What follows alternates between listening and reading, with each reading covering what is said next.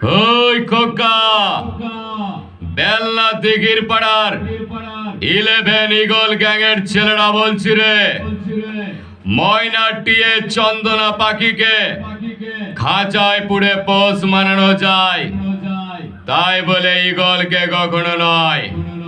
আরে তোরা তো হলি এক একটা পোষা জানোয়ার, তোদেরকে সালা এক টুকরো কুকুরের মাংস ছুড়ে দিলে লাফিয়ে খেতে যাস। তাই আমাদের সঙ্গে না বেশি টক্কর নিতে আসিস না, সব সালানা টপকে যাবি। আমাদেরকে চিনিস? আমরা হলাম 11 ইগল গ্যাং, এক একটা খোলা আকাশের মাঝে উড়ে বেড়ানো ইগল।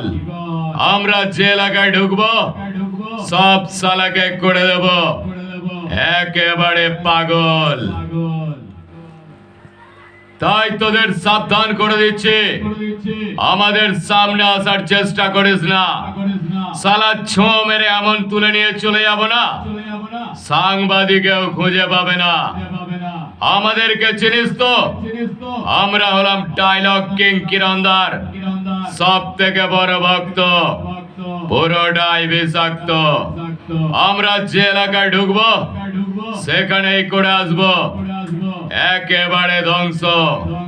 উড়ন্ত বেশের ঝড়ে উড়িয়ে ফেলবো চিতায় তোদের লাশ, সাউন্ড জগতে লিখে যাব নতুন ধারাপাত। আমরা বেলনা ইগল গ্যাং।